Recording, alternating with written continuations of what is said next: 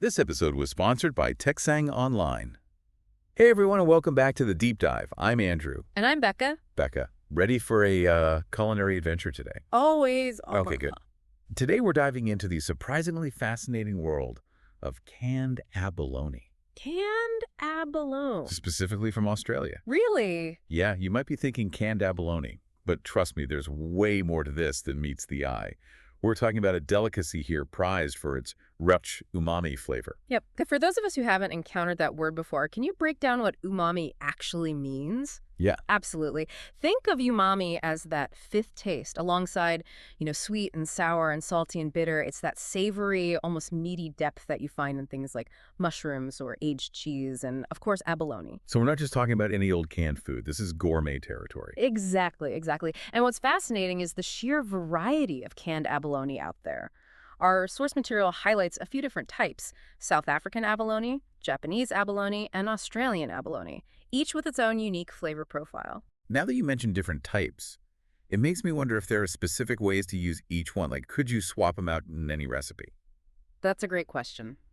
They're definitely not all interchangeable. For example, South African abalone is known for its tender sweetness.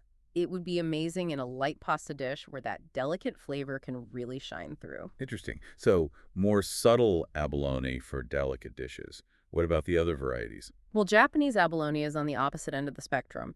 It has a much more robust, almost overwhelmingly savory umami flavor. That's the kind of abalone you'd want for sushi or sashimi, where you really want that intense seafood taste to be front and center. Okay, so delicate sweetness for South African, powerful umami for Japanese. Where does Australian abalone fit into all this? Australian abalone falls somewhere in between. It's got this mild, slightly sweet flavor that makes it incredibly versatile. You could easily toss it into a stir fry and it would soak up all those delicious flavors from the sauce and other ingredients. That brings up another question. How does Australian abalone get that unique flavor in the first place? What's so special about where it's sourced? The source material mentions that Australian abalone is harvested from the cold, pristine waters of the Southern Ocean. That environment plays a huge role in its tenderness and flavor. Hold on. Cold water makes it more tender. I would have thought the opposite. Doesn't cold usually make things tougher? It seems counterintuitive, but it all comes down to the growth rate. The cold forces the abalone to grow slowly. Think of it like slow cooking a steak. That slow, gradual process allows the abalone to develop a much more tender texture and a more complex flavor. So it's like nature's slow cooker. Yeah. Okay, so we've established that this isn't your average canned food. But the source material also talks about sustainability, right? Tell me more about that. Absolutely. Choosing Australian canned abalone means you're supporting sustainable fishing practices that prioritize the health of the ocean and its ecosystems. That's great to hear. But what does sustainable fishing actually look like in practice? Well, for starters, Australian abalone fisheries have strict quotas to prevent overfishing. They also use specific harvesting techniques that minimize damage to the seabed and other marine lives. And there's a lot of emphasis on monitoring and research to ensure the long-term health of the abalone population. Sounds like they're taking a really comprehensive approach. I'm impressed. They're definitely setting a high standard for responsible seafood practices. And it's not just about the environment either. Sustainable fishing also helps support the livelihoods of coastal communities and ensures that future generations can continue to enjoy this incredible resource. No, that's what I call a win-win-win. Speaking of wins, there's one more aspect we need to touch on. This source material also highlights the impressive nutritional profile of canned abalone. Oh yeah, let's dig into that. I remember reading something about it being packed with nutrients. You're absolutely right. Canned abalone is loaded with essential vitamins and minerals, like B vitamins, selenium, zinc, iron, and even omega-3 fatty acids. I'm starting to feel like I need to add this to my weekly grocery list. It's definitely worth considering, especially if you're looking for convenient and delicious ways to incorporate more nutrient-rich foods into your diet. Okay, I'm sold on the flavor, the sustainability, the nutrition, but I have a confession to make. I never actually cooked with canned abalone before. Is it complicated? Not at all. The source material actually provides a step-by-step guide for preparing canned abalone, and it's surprisingly simple. All right, let's hear it. Walk me through the process. Well, first things first, you'll want to open the can and drain off the liquid. Now, here's a tip. When you open the can, take a moment to check the abalone. It should have a firm texture and a fresh oceanic aroma. Good to know. What's next? After draining, give the abalone a quick rinse under cold water to remove any excess brine. This helps to really bring out its natural flavor. Easy enough. Then what? Then you have some choices to make. You can slice the abalone into bite-sized pieces for stir fries or salads, or leave it whole for a more dramatic presentation. I like having options. So how do you actually cook it? One of the easiest ways is to simply pan fry it with a little olive oil or butter for just a couple of minutes per side. The key is to not overcook it, or it could become tough. Got it. So we're talking quick and easy cooking here. Exactly. And once it's cooked, you can serve it as is or get creative and incorporate it into all sorts of dishes. Speaking of creative dishes, Swenje Afu canned abalone from Australia.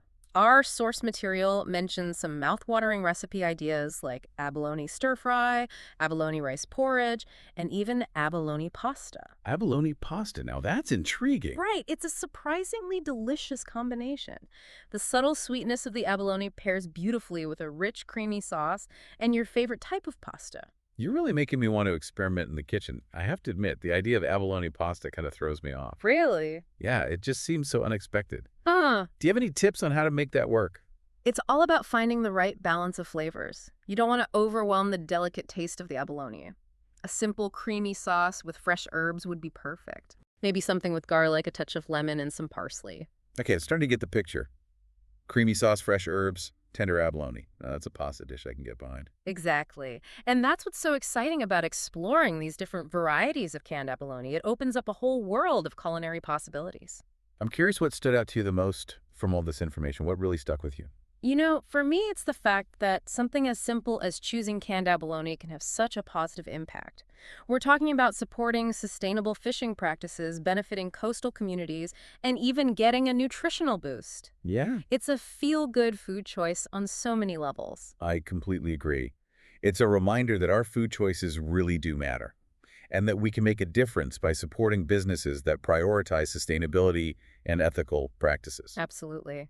And it's not just about making a difference, it's about enjoying the experience, savoring the flavors, appreciating the journey that brought that food to our tables. Well said. It sounds like you're encouraging us to be more mindful eaters, to really think about where our food comes from and the impact it has. Exactly. And I think that awareness can make the whole dining experience even more enjoyable.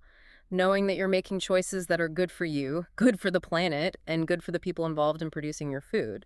So are you ready to leave our listeners with a final thought-provoking question? Something to really get them thinking about all the amazing things we've learned about canned abalone. Absolutely.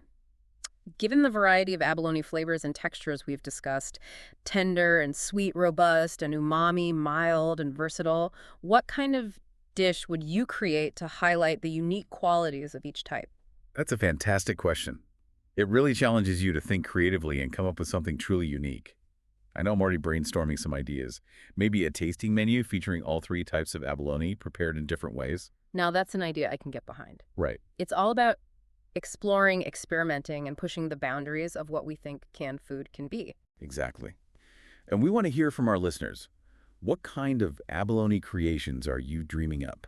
Share your ideas with us on social media using the hashtag #DeepDiveAbalone. And if you're looking to try some high-quality canned abalone for yourself, Come and visit Texane on 11 Hong Kong Street in Singapore to get your Tuen Giafu canned abalones. until next time, keep exploring and keep diving deep. We can't wait to see what you come up with. It's been a real eye-opener exploring the world of canned abalone today. It really has, and I think we've successfully busted that myth that canned food has to be boring or bland. Absolutely. Canned abalone is proof that you can have gourmet quality and incredible flavor right from the can.